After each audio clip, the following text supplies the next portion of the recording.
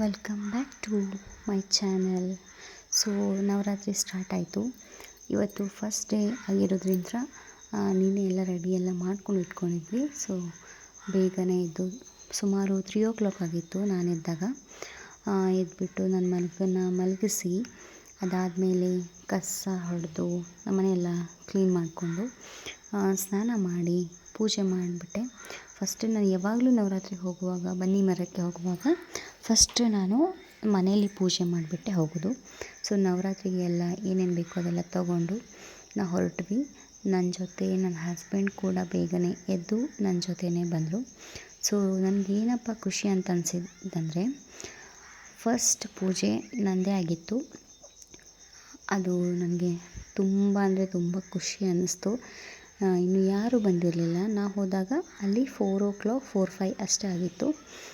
ಹೋಗಿಬಿಟ್ಟು ಅಲ್ಲೆಲ್ಲ ಅಂದರೆ ಅಮಾವಾಸ್ಯೆ ಇತ್ತಲ್ಲ, ಅಲ್ಲಿ ಹೊಲದಲ್ಲಿ ಏನೋ ಪೂಜೆ ಮಾಡಿರಬೇಕು, ಅದೆಲ್ಲ ಸ್ವಲ್ಪ ನೈವೇದ್ಯ ಎಲ್ಲ ಇಟ್ಟಿದ್ದರು. ಅದನ್ನೆಲ್ಲ ನೀಟ್ ಮಾಡಿಕೊಂಡು ಅಲ್ಲೆಲ್ಲ ನೀರೆಲ್ಲ ಹಾಕಿ ರಂಗೋಲಿ ಎಲ್ಲ ಹಾಕಿ ಸೊ ನಾನು ಪೂಜೆ ಮಾಡೋಕ್ಕೆ ಸ್ಟಾರ್ಟ್ ಮಾಡಿದೆ.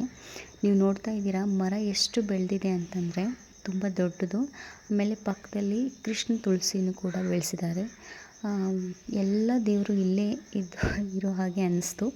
ಸೊ ಇವತ್ತು ಶೈಲಪುತ್ರಿ ದೇವಿ ಆಗಿರೋದ್ರಿಂದ ನಾವು ಇವತ್ತು ವೈಟ್ ಅಂದರೆ ದೇವಿ ಬಿಳಿ ಬಣ್ಣ ಧರಿಸಿರ್ತಾಳಲ್ಲ, ಸೊ ಆ ರೀತಿಯೇ ನಾನು ನನ್ನ ಹಸ್ಬೆಂಡು ಬಿಳಿ ಅಂದರೆ ವೈಟ್ ಸ್ಯಾರಿನ ಹಾಕ್ಕೊಂಡು ಹೋದ್ವಿ ಆ್ಯಂಡ್ ಪೂಜೆ ಸ್ಟಾರ್ಟ್ ಮಾಡಿದ್ವಿ.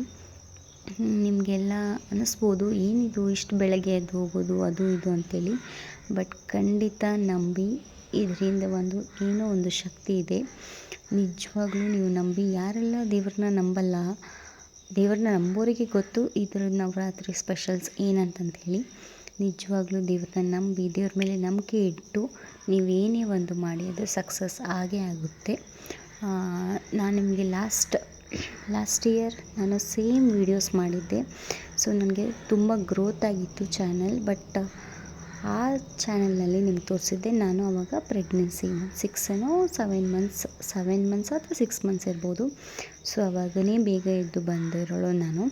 ಇವಾಗ ನನ್ನ ಮಗನ ಮಲಗಿಸಿ ಬರ್ತಾಯಿದ್ದೀನಿ. ಸೊ ನಾನು ಅವಾಗ ಅಂದ್ಕೊಂಡಿದ್ದೆ ನನ್ನ ಗಂಡು ಪಾಪು ಬೇಕು, ನಾರ್ಮಲ್ ಡೆಲಿವರಿ ಆಗಲಿ, ಪಾಪು ನಾನು ಆರಾಮಾಗಿ ಇರಲಿ ಅಂತಂದ್ಬಿಟ್ಟು.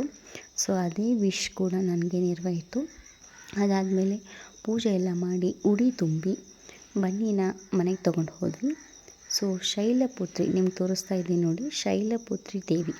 ಇದನ್ನು 108 ಬಾರಿ ಜಪ ಮಾಡಿ ತುಂಬ ಒಳ್ಳೆಯದಾಗುತ್ತೆ.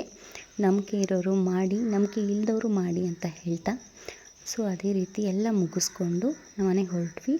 ನಾನು ಆವಾಗ ಬೆಳಗ್ಗೆ ಹೋಗುವಾಗ ನಾನು ಮಾತಾಡಲ್ಲ, ಅಂದರೆ ಬೆಳಗ್ಗೆಯಿಂದ ದೇವ್ರಿಗೆ ವಾಪಸ್ ಮನೆಗೆ ಹೋಗುವವರೆಗೂ ನಾನು ಮಾತಾಡಲ್ಲ. ಸೊ ಅದಕ್ಕೆ ವಾಯ್ಸ್ ಓವರ್ನ ಇವಾಗ ಕೊಡ್ತಾಯಿದ್ದೀನಿ. ನೋಡ್ತಾ ಇರ್ತೀರಾ ಎಷ್ಟು ಕತ್ತಲಾಗಿದೆ. ಒಂಥರ ಏನೋ ಖುಷಿ ಕೊಡುತ್ತೆ ಬೆಳಗ್ಗೆ ಬೇಗ ಎದ್ದು ಈ ಥರ ಎಲ್ಲ ಪೂಜೆ ಪುನಸ್ಕಾರ. ನಾವು ಹಿಂದೂ ಧರ್ಮದಲ್ಲಿರುವಾಗ ಈ ಥರದ ಆಚರಣೆ ಎಲ್ಲ ನಾವು ಮಾಡಬೇಕು, ಕಲಿಬೇಕು. ಇನ್ನೂ ಸಾಕಷ್ಟು ನಮಗೇನು ಗೊತ್ತಿರಲ್ಲ, ಅದನ್ನೆಲ್ಲ ನಾವು ಕಲಿಬೇಕು ಅಂತ ಹೇಳ್ತಾ ಇದ್ದೀನಿ.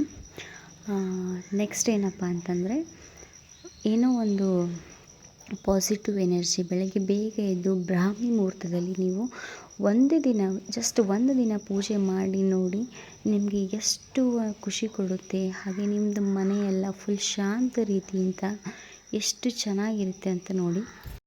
ಹಸ್ಬೆಂಡ್ಗೆ ಟೀ ಬೇಕಾಗಿತ್ತು, ಹಾಗೆ ನನಗೂ ಕೂಡ ಟೀ ಬೇಕಾಗಿತ್ತು. ಸೊ ಟೀ ಮಾಡೋಣ ಅಂತ ಸ್ಟಾರ್ಟ್ ಮಾಡಿದೆ. ಬೆಳಗ್ಗೆ ಎದ್ದ ತಕ್ಷಣ ನಮಗೆ ಟೀ ಇಲ್ಲಾಂದರೆ ಒಂಥರ ಏನೋ ಫ್ರೆಶ್ ಮೂಡೇ ಬರಲ್ಲ. ಬಟ್ ಆದರೂ ನಮಗೆ ಟೀ ಬೇಕೇ ಬೇಕು.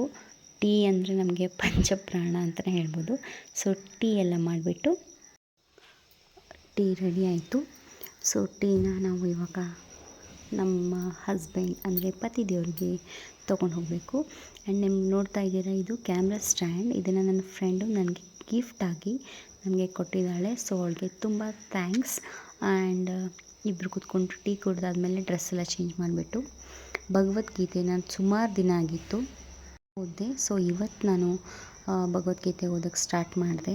ಆ್ಯಂಡ್ ನೀವು ನೋಡ್ತಾ ಇದ್ದೀರಾ ಬೆಳಗ್ಗೆ ಎದ್ದು ಬೇಗ ಎದ್ದು ಪೂಜೆ ಪುನಸ್ಕಾರ ಎಲ್ಲನೂ ನಾವು ಮಾಡೋದ್ರಿಂದ ನಮಗೆ ಹಾಗೂ ನಮ್ಮ ಕುಟುಂಬಕ್ಕೆ, ನಮ್ಮ ಮನೆಗೆ, ನಮ್ಮ ತವ್ರ ಮನೆಗೆ ಒಳ್ಳೆಯದು ಆಗುತ್ತೆ.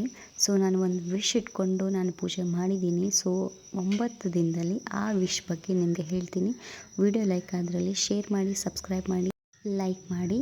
ಇನ್ನೂ ನನ್ನ ಚಾನಲ್ನ ಯಾರೆಲ್ಲ ಸಬ್ಸ್ಕ್ರೈಬ್ ಆಗಿಲ್ಲ ಸಬ್ಸ್ಕ್ರೈಬ್ ಆಗಿ. Thank you so much.